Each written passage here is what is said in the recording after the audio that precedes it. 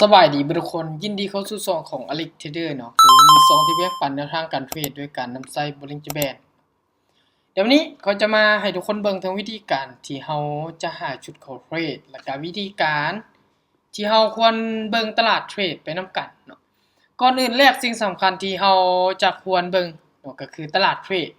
จะเป็นอีกหนึ่งอย่างที่จะพาทุกคนเนี่ยมีกำไรฉะนั้นในการเลือกตลาดเทรดนี่ก็เป็นสิ่งที่เขาอยากมาแชร์ในคลิปวิดีโอนี้เลยเนาะเป็นหลักๆเนาะตัวหลักของมันคือเราจะเข้าตลาดแบบใดที่มันมีโอกาสทำกำไรให้เรานี้สูงขึ้นเนาะก็คือแน่นอนในการที่จะเทรดในตลาดหรือการที่จะลงทุนในเม็ดเงินจำนวนใดหนึ่งการที่เราเลือกตลาดเทรดมันมีผลต่อกำไรของเรานี้หลายฉะนั้นการที่ทุกคนจะเทรดก่อนอื่นแรกค่อยอยากแนะนำคือเลือกตลาดที่มันมีเนื้อเทียนหลายไส้เทียนแบบนี้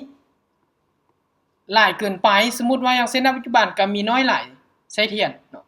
เนื้อเทียนเป็นส่วนหลายฉะนั้นเฮาเทรดสามารถเทรดได้เนาะก็ถือว่าความเสี่ยงอยู่ในระดับที่ว่าต่ำเนาะในการเข้าเทรดละฉะนั้นตลาดแบบนี้จึงอยากแนะนำให้เทรดแต่ในเมื่อกรณีที่เฮามองเห็นตลาดที่มันมีไส้เทียนหลายเนาะอย่างเช่นในจุดนี้ไส้เทียนนี้ทุกคนลองสังเกตเบิ่งจุดนี้แล้วก็จุดนี้บวกอีกจุดแถวนี้มีไส้เทียนที่ว่าค่อนข้างหลายฉะนั้นการที่ทุกคนจะเทรดบ่อยากแนะนำให้เทรดเลยช่วงเวลาที่ตลาดมันไซด์เวย์หรือว่ามันมีไส้เทียนหลายตลาดที่ควรเทรดก็คือตลาดที่มีเนื้อเทียนหลายจะมีโวลุ่มในการสร้างกำไรสูงตัวนี้จะเป็นข้อแนะนำสำหรับคลิปวิดีโอนี้เนาะเดี๋ยวเรามาเบิ่งต่อเมื่อกี้ก็เอาไปออเดอร์1เนาะก็สามารถที่จะมีกำไรเนาะจากพอร์ต300ก็เติบโตอยู่14ดอลเนาะเดี๋ยวเราจะได้ไปต่อกันเบิ่งเนาะแล้วก็จะเทรดในโซนที่เราใส่เทคนิคของเรานี้เป็นส่วนหลายอิงตามการเทรดเป็นระยะเวลาที่ยาวในก่อนหน้านี้ที่เราได้ใช้เทคนิคนี้มาก็ถือว่ามันตอบโจทย์สามารถเติบโตขึ้นไปได้หลายเนาะฉะนั้นสิ่งที่คุณจะเทรดต่อไปก่อนที่จะใช้เราต้องบริหารเงินหรือว่าต้องหาจุดเทรดที่มันแน่นและดีเนาะสำหรับเทคนิคของตัวเองเพื่อที่จะเข้าหาการทำกำไรของตัวเองให้ได้สูงขึ้นเนาะเดี๋ยวมาเบิ่งเนาะซึ่งในการเทรดของค่อยในทุกๆครั้งค่อยจะเน้นใช้ในการบริหารเงินจะเป็นสิ่งที่สำคัญในตัวการเทรดของค่อยเลยเนาะเพราะอย่างจึงแนะนำแบบนี้เพราะหากว่าพอร์ตการลงทุนเฮาบ่สามารถที่จะบริหารเงินขึ้นฮอด3ออเดอร์หรือ2ออเดอร์ขึ้นไปเฮามีโอกาสที่จะสูญเสียพอร์ตการลงทุนในระยะเวลาที่สั้นและเม็ดเงินทั้งเบิดที่เฮาออกไปนั่นได้เนาะตัวนี้จะเป็น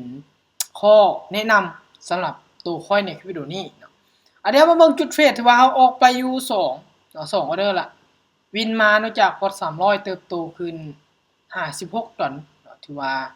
เป็นการเติบโตที่ว่าดีเลยเนาะเดี๋ยวจะได้ไปต่อในออเดอร์ที่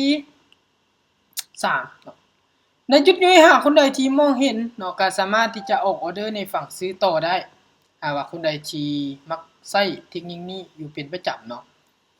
เดี๋ยวมาเบิ่งกันในการเข้าเทรดจะสามารถที่จะหาผลกำไรตามที่ค่อยได้อธิบายไปบ่ซึ่งตลาดที่ค่อยเทรดณปัจจุบันนี้ค่อยเลือกเทรดนี่งามให้ทุกคนสังเกตเบิ่งตัวอย่างเลยไส้เทียนนี่มีค่อนข้างว่าจะน้อยหลายที่ทุกคนจะเห็นแต่เนื้อเทียนก็คือแท่งเทียนที่มีวอลลุ่มหรือว่าแท่งเทียนที่ใหญ่ฮั่นมีหลายก่อนเนาะฉะนั้น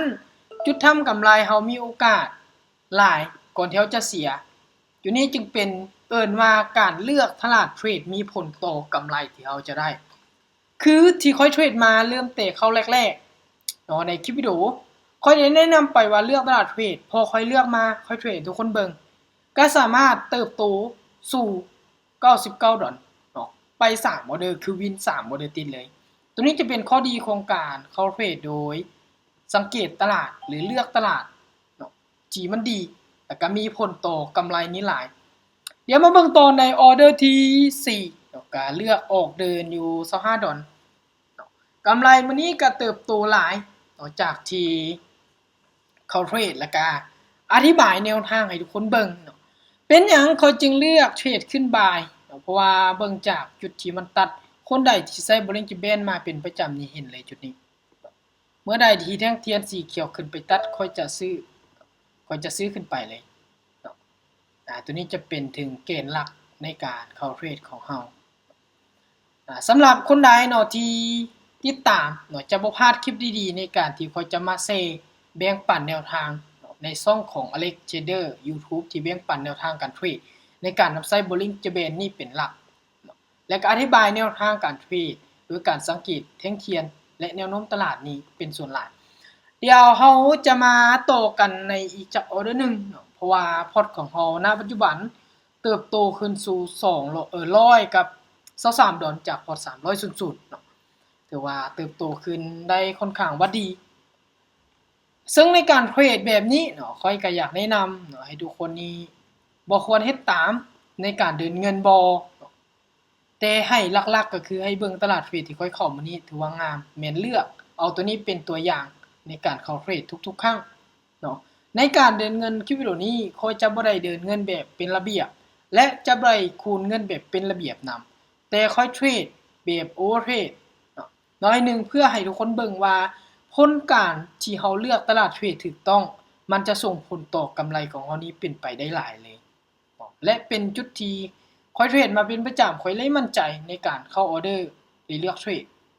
เดี๋ยวเฮาจะมาเบิ่งในออเดอร์ที่5ซึ่งเฮาได้ออกไปอยู่4ไปแล้วเนาะถือว่าวินมาเบิดเลยเนาะเดี๋ยวมาเบิ่งออเดอร์นี้ไปนำกันเนาะเป็นออเดอร์ที่5ในการเข้าเทรดและเลือกตลาดเทรดที่แนะนำไปในคลิปวิดีโอออเดอร์นี้ก็ยังมั่นใจในฝั่งขายนี้หลายพอสมควรอยู่ในระดับที่ว่าแม่นยำในการเข้าออเดอร์เพราะอย่างจุดเก่าของมันคือฐานนี้และจุดใหม่ของมันคือฐานนี้ฉะนั้นจุดทำกำไรของเฮาฝั่งขายมีโอกาสหลายเสมอในจุดนี้ฉะนั้นในคลิปวิดีโอนี้ขอยจึงอยากแนะนำให้ทุกคนนี้เลือกตลาดเทรดและหาวิธีการเข้าเทรดบ่ว่าจะเทคนิคบ่ว่าจะวิธีการอีหยังต่างๆที่ทุกคนถนัดและต้องใส่มันบ่ว่าจะฝึกในเดโมหรือบัญชีจริงใส่งบที่ว่าน้อยในการฝึกฝนในการใช้ของมันเนาะแล้วทุกคนจึงจะตอบโจทย์และเข้าใจสำหรับคลิปวิดีโอนี้เนาะขอตัวลาไปก่อนเดี๋ยวเราพบกันใหม่ในคลิปวิดีโอหน้าขอยจะมาแบ่งปันแนวทางการเทรดสำหรับคนใดที่บ่อยากพลาดคลิปดีๆในช่องนี้กดติดตามและกดแชร์ไปเดี๋ยวคลิปหน้าเรามาพบกันใหม่